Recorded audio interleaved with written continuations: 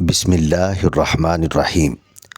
جو حد سے زیادہ پیار کرتا ہے وہ حد سے زیادہ نفرت بھی کر سکتا ہے، کیونکہ شیشہ جب ٹوٹتا ہے تو وہ خطرناک خنجر بن جاتا ہے۔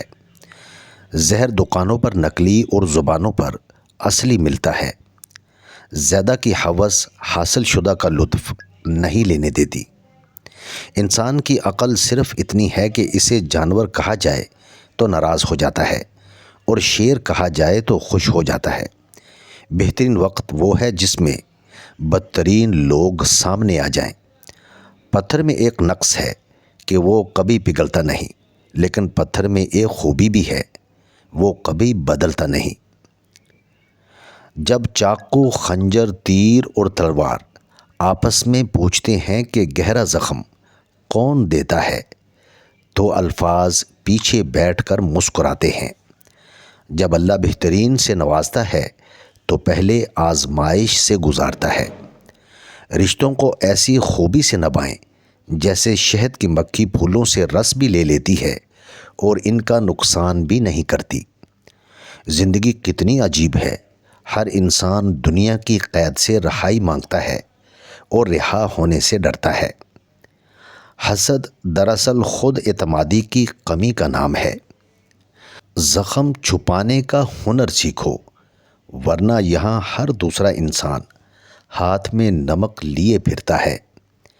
انسان سب کچھ بھول سکتا ہے سوائے ان لمحوں کے جب اسے اپنوں کی ضرورت تھی اور وہ دستیاب نہ تھے۔ دستک کا تسلسل مانگنے والے کی شدت کو ظاہر کرتا ہے۔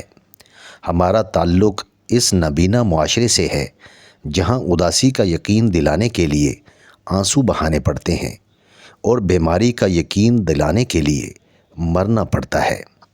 فقیر کی بھوک صرف اس کی جان کھا لیتی ہے، جبکہ سلطان کی بھوک ملک و ملت کھا جاتی ہے۔ کچھ لوگ آپ سے صرف اتنی محبت کرتے ہیں جتنا وہ آپ کو استعمال کر سکتے ہیں۔ جہاں ان کا مفاد ختم، وہاں ان کی محبت بھی ختم۔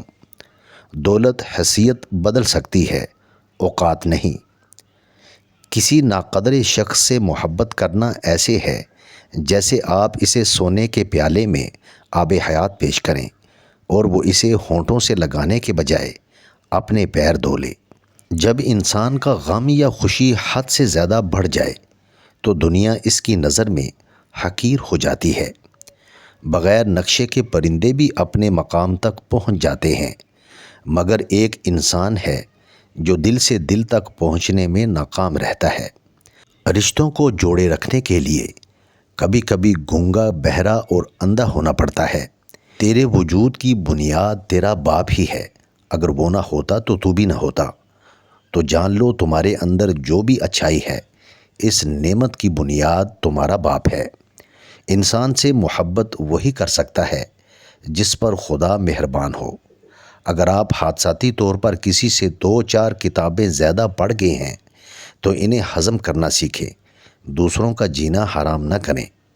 سب سے بہتر اور عزت کا لقمہ وہ ہے جسے اپنی محنت اور کوشش سے حاصل کیا جائے۔ ہم لوگ نیک بننا نہیں، صرف نیک دکھنا اور نیک کہلانا چاہتے ہیں، اور یہ منافقت کا سب سے اعلیٰ درجہ ہے۔ خودکشی اسلام میں حرام ہے اور موت مسائل کا حل نہیں ہوتی۔ اچھی باتیں پڑھنے کی عادت ہو تو اچھی باتیں کرنے کی عادت خود بخود بن جاتی ہے۔ انسان اکڑ کر ایک ٹیلے پر نہیں چڑھ سکتا، لیکن جھک کر ایک پہاڑ پر پہنچ سکتا ہے۔ عاجزی سے جھکنا سیکھیں تاکہ بلندی نصیب ہو۔ یہ دنیا بوڑھی ہو چکی ہے اور مجھے وہ دنیا چاہیے جو بچوں کی طرح مسکرائے۔ اگر قدر نہیں کرو گے تو اللہ چھین لے گا، وہ پھر چاہے رزق ہو یا عشق۔ زندگی مسلسل امتحان ہے، یہاں 10 بار گرنے کے بعد 11ویں بار اٹھ جانے کا نام کامیابی ہے۔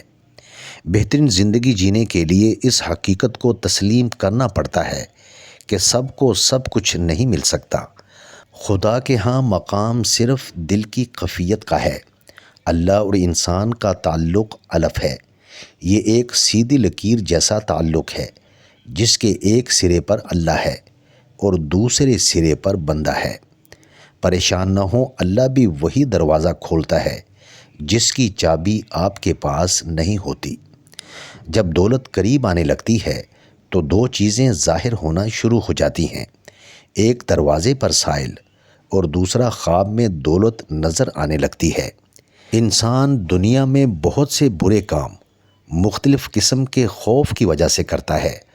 اگر خدا کی مدد پر یقین کامل ہو جائے تو انسان برائیوں سے بچ سکتا ہے۔